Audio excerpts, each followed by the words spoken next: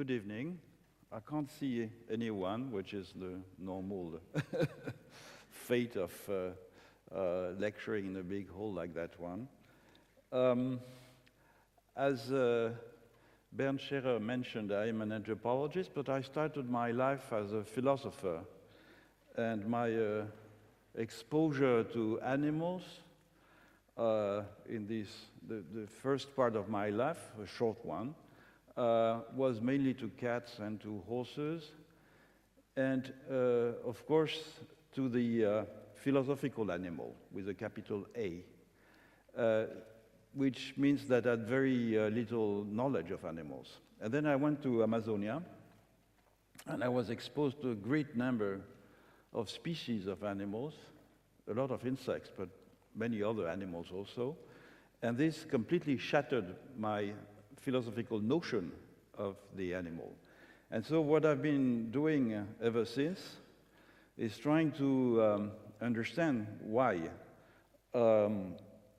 people all over the world have such a bewildering diversity of ways not only to conceptualize but to treat non-humans, in particular animals. I'm quite convinced now that these very diverse relations are structured by ontological choices rather than by reasons of utility or even by the specific features that specific animals would universally afford to human perception and experience. Everywhere, human communities form with animal communities, hybrid collectives, whose characteristics are highly variable according to the nature of the species which are included in the collective and according to the type of control exerted upon these species. But one thing is clear, is that these hybrid collectives are absolutely not anthropocentric.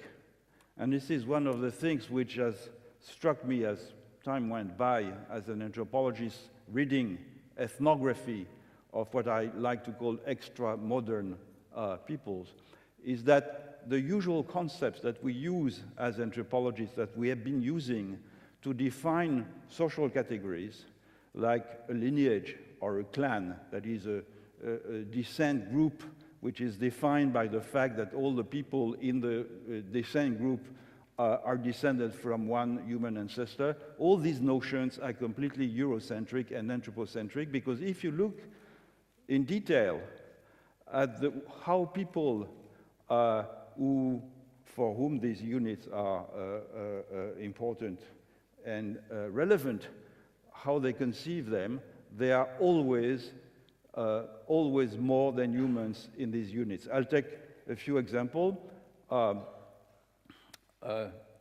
You have to go through a lot of ethnography just to become aware of it. In Niger, there's a group called the Wodabe Pearl, who are herders.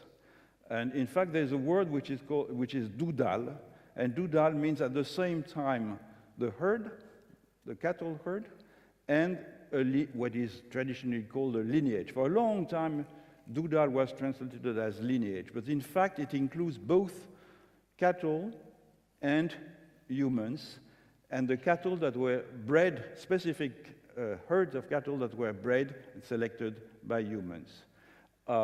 In Siberia, among the Tuva herders also, there's a word, kotakak, which means not only humans, but the camp where the humans live, the yurts, the land, the grazing land that they use, the cattle, of course, the dogs, etc. So it's a word that includes many more than much more than humans. And in fact, when there's trouble, when in fact, for instance, the animals are ill, when there's a disease, shaman is brought to cure not the cattle or not the humans, but the whole collective, that is land, people, humans, and non-human persons. So we have there's a huge work to be done, I must say, as anthropology precisely, to reframe all these concepts in order to get them more, their meaning, to get it more precisely established. It is these hybrid collectives are obvious everywhere, not only among herders, but everywhere, whether the animals are hunted and tamed, whether they're hunted and raised, whether they are neither hunted nor raised, whether they are used for their meat, for their secondary product, for the energy they provide as substitutes for humans in sacrifice or exchange, as sources of symbols, as templates for classifications, or for whatever other function. Each of these ways to deal with the animals specifies a particular mode of cohabitation and interaction between particular humans and particular animal species, which renders illusory any universal definition of and philosophical speculation about what could be or should be the relation between man and animal in general. These hybrid collectives of humans and animals do not form according to the vagaries of technical innovations. They are, it seems to me at least, the products of the qualities, positive or negative, that humans have learned to recognize in such or such a species according to the kind of physical and social milieu where they were, the humans, socialized. They are also the product of the qualities that various kinds of animals have sensed and made use among humans, because it's a reciprocal affair. So every human is in a position to detect among certain animal species, provided she comes close enough, traits of behavior that she will be able to interpret by comparing them to her own dispositions. True, this is only possible in cases of relative phylogenic proximity. However, beyond this capacity common to all humans, which allows the sensitive animal and intentional animal that we are to recognize signs of sensory experience and intentional action in forms of life that are not too distant from ours, the qualities that we infer in non-humans also vary according to the milieu where we were raised. If I perceive the animal which crosses my path as a reincarnation of my grandmother, as the vehicle of an evil spell, as a cherished companion, as a vector of disease, or as an ambulatory piece of meat, I will not treat it in the same fashion. So there is no animal with a capital A in general. There is only a bewildering diversity of animals with which humans, themselves very diverse, have established in the course of time very contrasted links according to the qualities they perceive in them or ascribe to them. Besides, as Bernd Scherer mentioned, studies in ethnobiological classifications have amply shown that most non-European languages lack a word which is equivalent to our word animal, which would subsume under a suprageneric taxon a great number of forms of life. What there is are a series of terms that designate animals. The usual number that a knowledgeable person in an extra-modern people know is around 500. But there are people who know over 1,500 names, And these names are, in fact, memorized because there is a relationship between the animal that was first seen, for instance, the first encounter, so there's a memory of the place where it was seen first. And there are techniques like that to memorize a great number of names of animals in flat taxonomies rather than vertical taxonomies as the one we are used in the Linnean tradition. So, of course, no doubt that some similarities between animal species have been everywhere noticed. But this necessity did not arise everywhere the necessity did not arise everywhere for a term that would synthesize some of these resemblances within an unlikely category, which, when you come to think of it, in the 4 categories of European languages, the taxon animal spans from the bacteria to the blue whale. So it's rather counterintuitive, and it emphasizes the philosophical character of this notion. A little exercise in comparative ornithology may allow us to understand better the huge differences observable among humans in the ideas they form of animals and in the treatment deriving from them.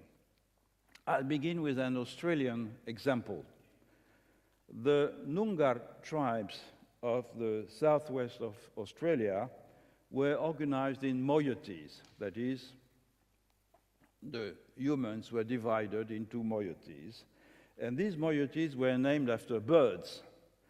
On the one hand, the white cockatoo, whose native name, Marnech, can be translated as the getter, and the crow, called Wagdaar, a word which means the watcher. So, designating an animal species by a general feature of behavior, as is the case here, rather than by an exclusive term, is very common in Australian languages. And it stems from the status given to these totemic birds. They are the sources and the substantial embodiments of 2 contrasted sets of material and spiritual qualities, to use our own language. Character traits, bodily aptitudes, mental dispositions, which are said to be specific to all the human members of each of the moieties, as well as to all the non-human, respectively affiliated to these 2 moieties.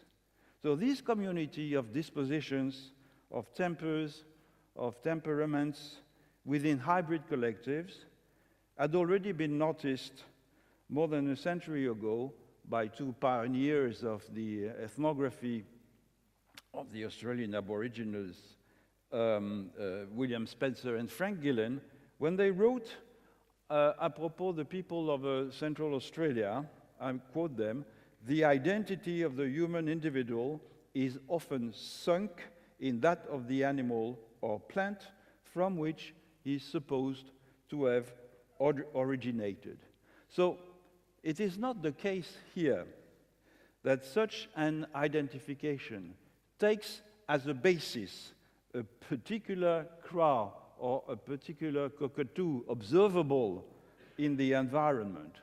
Rather, these 2 species constitute sort of emblems of a physical and moral relation of identity between the certain components of the world, humans and non-humans, a relation which encompasses and cancels the apparent morphological and functional differences between these components, the better to emphasize a common ground of ontological similarities. There's another quote by Spencer and Gillen, which I found extremely interesting.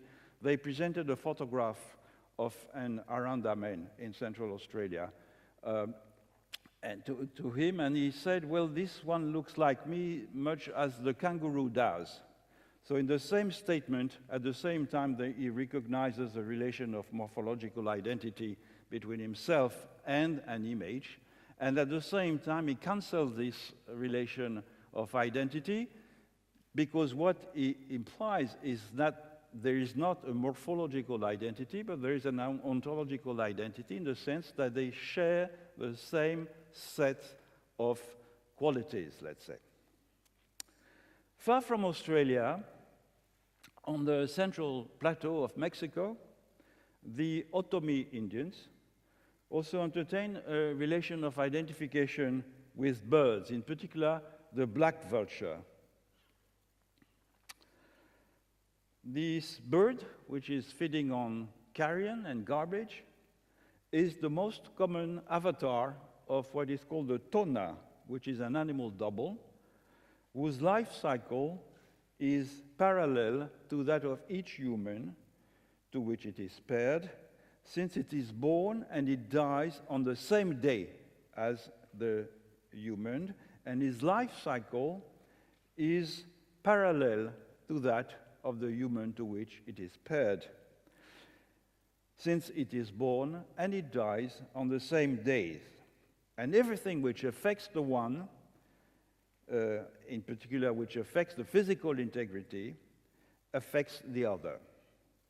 This notion of tona was formally labeled at the beginning of the 20th century by anthropologists and folklorists as naturalism. And it was considered as a belief that was offered a kind of vivid proof of the same kind of incapacity to distinguish between man with a capital M and animals with a capital A that the Australian Aborigines manifested.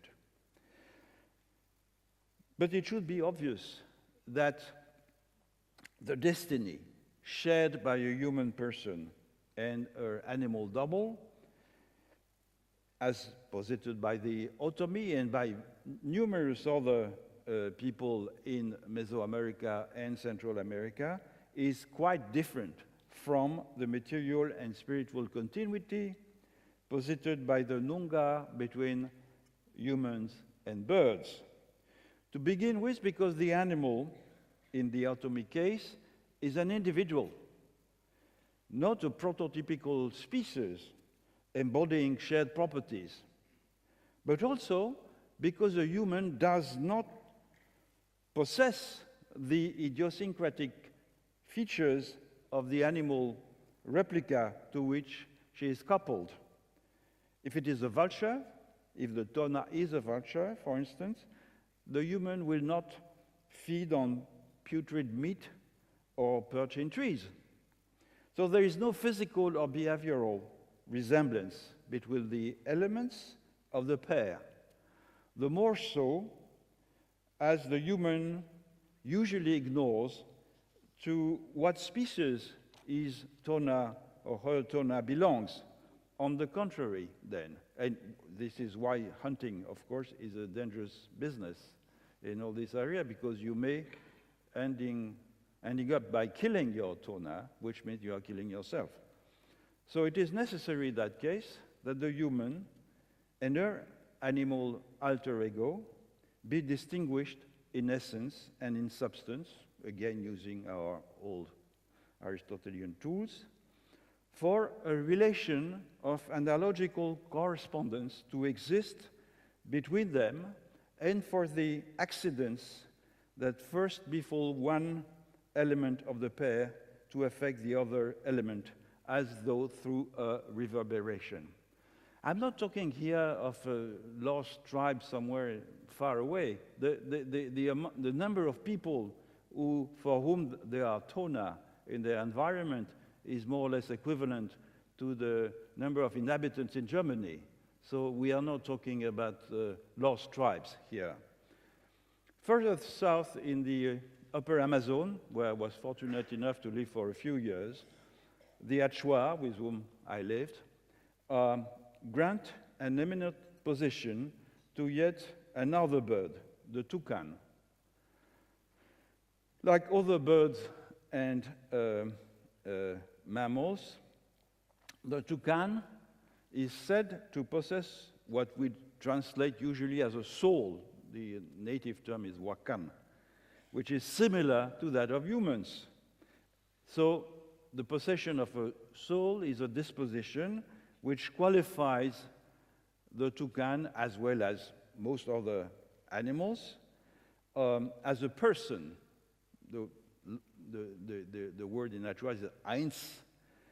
So it's an ontological category which is composed of all the beings endowed with subjectivity, with intentionality, and who are able to communicate in certain circumstances with all the other persons, whether human or non-human, in their surroundings.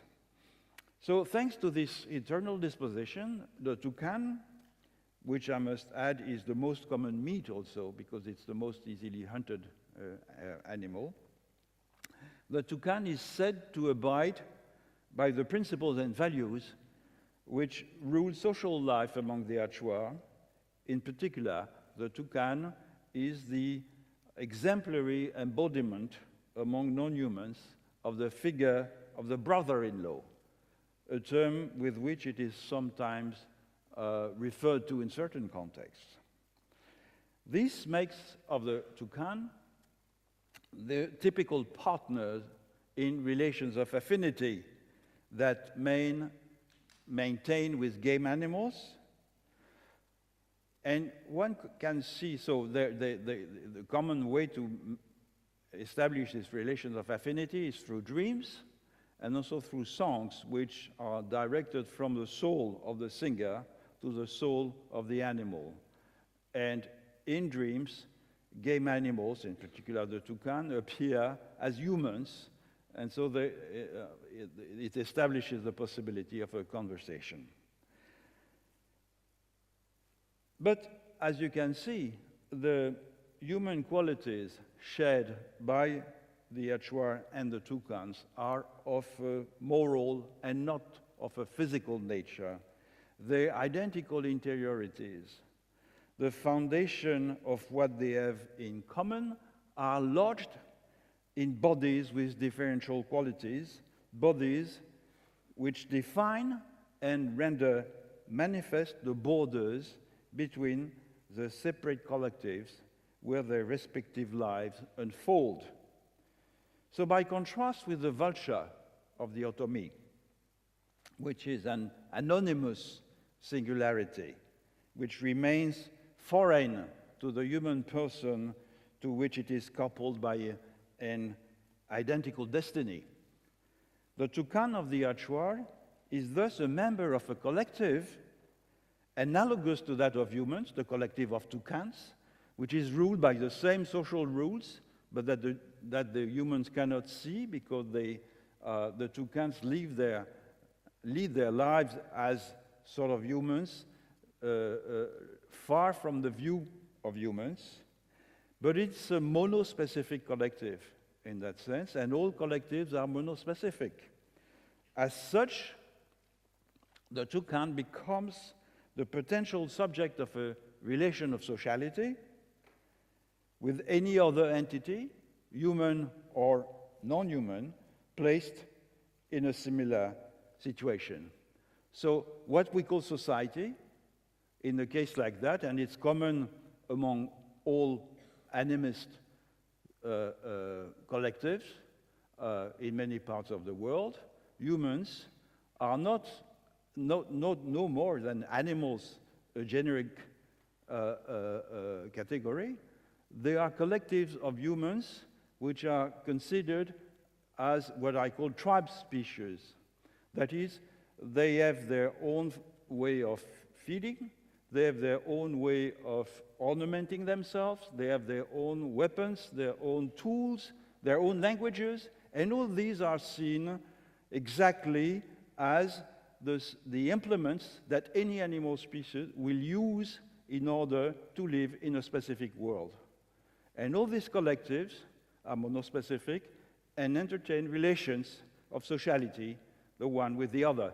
And it is, of course, an obvious example that this notion of society, which we use in the social sciences, is completely irrelevant to define the kind of sociality that is conceptualized and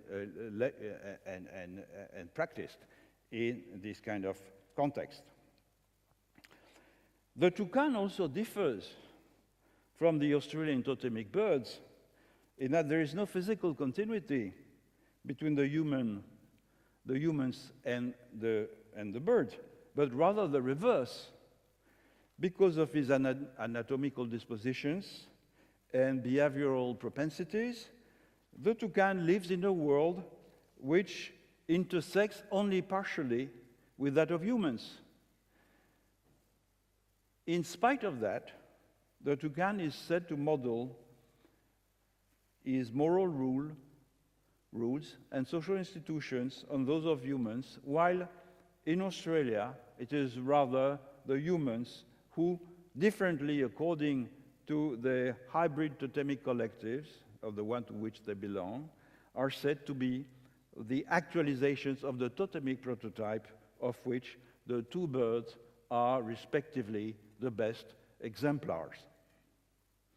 Let us turn now to the Western world, more specifically to the European early modernity, and consider the qualities that were granted to the parrot, which of course is an exotic bird, but one whose troubling capacity to mimic the human speech has long provided occasion for diversion and pretext for philosophical distinctions. Philosophers such as Descartes, Locke, or Leibniz have emphasized that the sentences uttered by the parrot in no way provide an index of its humanity, since the bird cannot adapt the impressions that it receives from external objects to signs which it only reproduces by imitation. This being the reason, that such goes the argument by the philosophers, such being the reason why it cannot invent new languages. So in Cartesian philosophy, taken here rather as a sort of ontological charter of early modernity, animals, as you know, are purely material beings because they cannot a priori participate to this non-extended substance, which is the soul. And although this position has been challenged, a vast majority of modern Westerners nevertheless still cling to this position when they acknowledge spontaneously that humans differ from non-humans by reflexive consciousness, by subjectivity, by the ability to signify, by the mastery of symbols, and by the exercise of language through which all these faculties are expressed. And these Westerners also hardly doubt the implicit consequence of the postulate, namely that the contingency inherent to the capacity to produce arbitrary signs has led humans to differentiate between themselves by the form they give to their conventions, and this as a result of a collective disposition which was known in French as le génie d'un peuple, in German as Volksgeist, and that we now prefer to call culture. Finally, and much as Descartes and in his animal machine, but with the weightier foundations of Darwinism, the same Westerners readily acknowledge that the physical component of their humanity locates them in a material continuum within which they do not stand out in relation to other organized beings. So the laws of physics, of chemistry, of biology apply to them as well. In short, the accepted premise of what may be called a naturalist ontology is that we differ from animals by the mind, not by the body. So these four examples of relations to birds illustrate very dissimilar ways of inferring qualities or detecting qualities in birds, and more generally in what we call animals. Henceforth, it illustrates very different ways of conceiving the relations with animals that these qualities afford, and afford as a way, in a way, to be actualized. In the Australian case, for instance, animals are taken as emblems of relatively abstract qualities which certain humans and certain non-humans share, and which establish their common identity beyond the visible differences of form. So the bird is a sort of best exemplar of a prototype which existed a long time ago, but which is still active in its process of morphogenesis, of producing, but morphogenesis not in the sense of the form, but in the sense of producing ontologically specific classes of beings which are morphologically distinct but ontologically similar. In the Mexican case, animals provide one of the terms in the relation of correspondence between a human and a human individual and an animal individual, unknown to each other, but who share a common destiny. So what is relevant here is the relationship between two elements, a relationship of correspondence, of analogy, which in fact can be extended in a much wider way to all the components of the world. In the Amazonian case, animals are treated as subjects with whom relations of person to person can be maintained, entertained. Finally, in the modern Western tradition, animals are rather conceived as animated things which present physical similarities with humans. And note that it is only in the last formula, the one most familiar to us, in this formula, that it can lend itself to an idea of juridical empowerment of animals. By contrast with the three other ontological regimes, animals are seen in the naturalist ontology as objects devoid of moral dignity in that they lack reflexivity, hence responsibility for their deeds, and are thus susceptible, for some of them, to come under the dependence or under the protection of humans as alienable objects or as endangered species.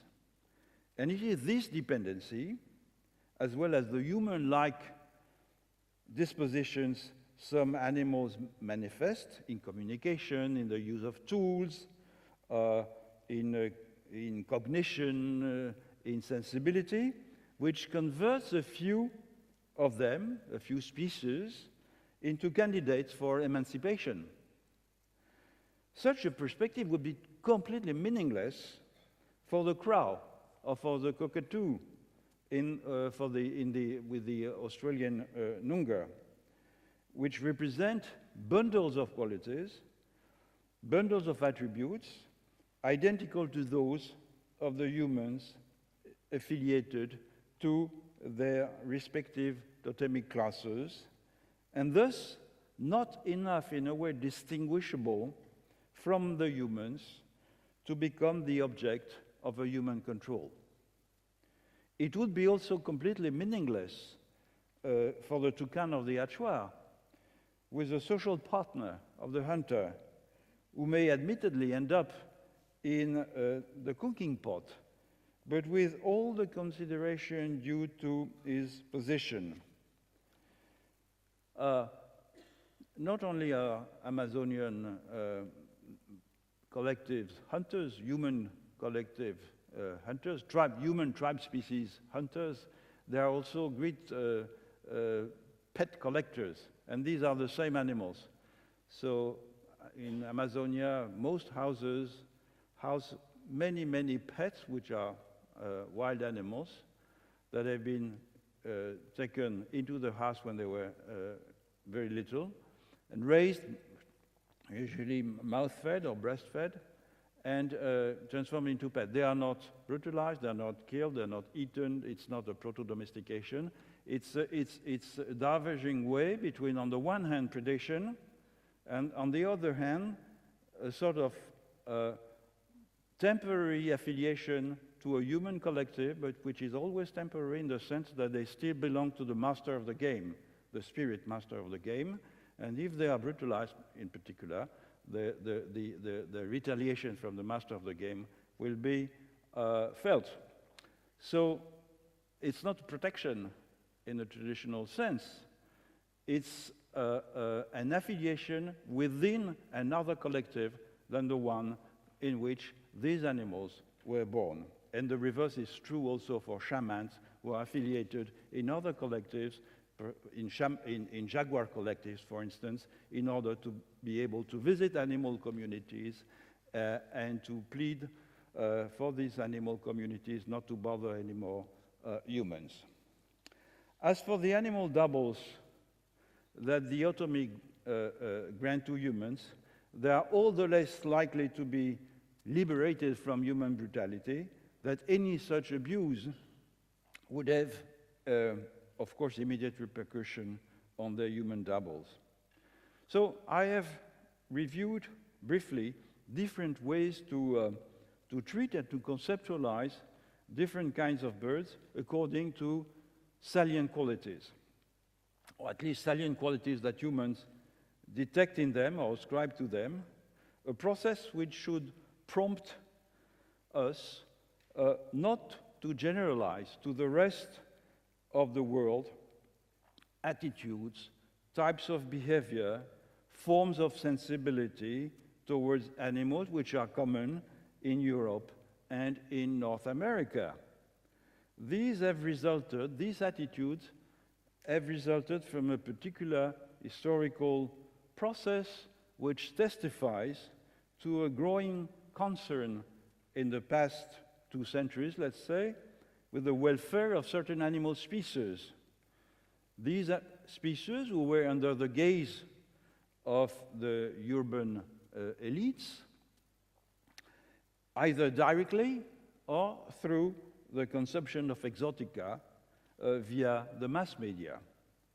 Even in the West, globally speaking, the variety of attitudes is bewildering according to the species considered, according to the degree of familiarity with such or such a species, and according to the habits of the social milieu or those transmitted within local traditions. So to the question, what is an animal? One which, as I said, offered endless topics for essays when I was a student in philosophy, there is no reasonable answer beside or beyond that provided by unbiased observation.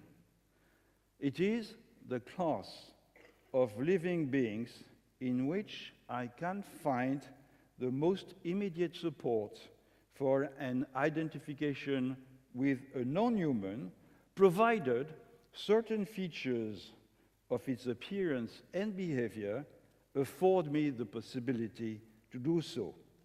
Of course, it's easier to identify oneself with a bear than it is with a clam, because in its figure and behavior, the bear probably provides a more adequate basis for what Rousseau called pity.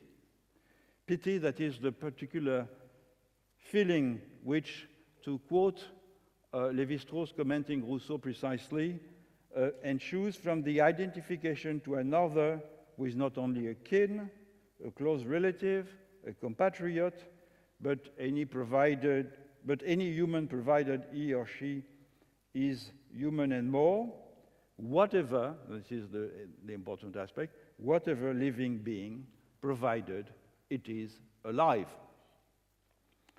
But what I make of this potentiality, of this pity for identification is another matter. It is largely determined by the ontological choices which I have learned to admit as true in the milieu where I was raised.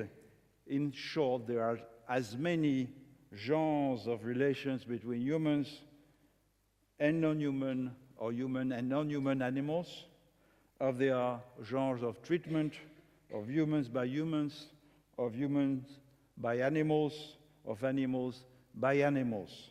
It is thus, it seems to me, incautious to convert the very specific relations with the limited number of animals that have developed in the course of the last century among the urban elites of northern nations into the moral, philosophical, and legal basis for regulating the relations between the whole assemblage of humans and the whole assemblage of animals. So to conclude, as you may have understood, I'm not necessarily in favor of granting specific rights to specific animal species because they are closer to humans or because they could be admitted to the select club of anthropocentric creatures that we are.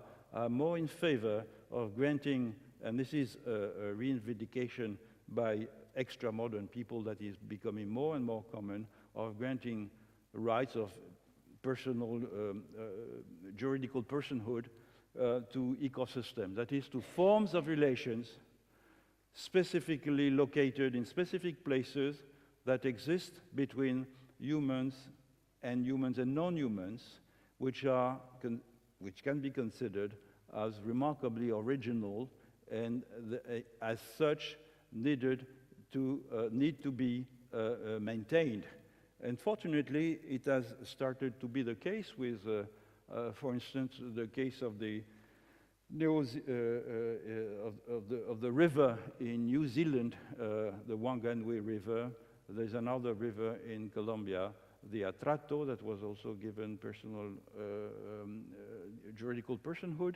And so I think this view is more interesting to explore than granting specific rights to animals, because it would be, in fact, to expand the possessive individualism of, in fact, capitalism to non-humans in a way which would certainly prevent this mad idea of individualism on which, again, capitalism is partly based, which would prevent from disappearing and finding new ways of entering into relations with all the components of our world, in fact.